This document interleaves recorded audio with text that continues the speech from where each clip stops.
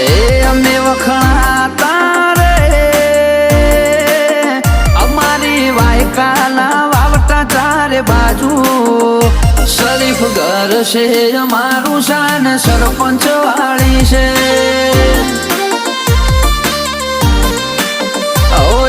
પંથક મોહ અમારા નોમનો પડગો પડતો જેવો પ્રશ્ન એવો મેં આલીએ જવાબ વળતો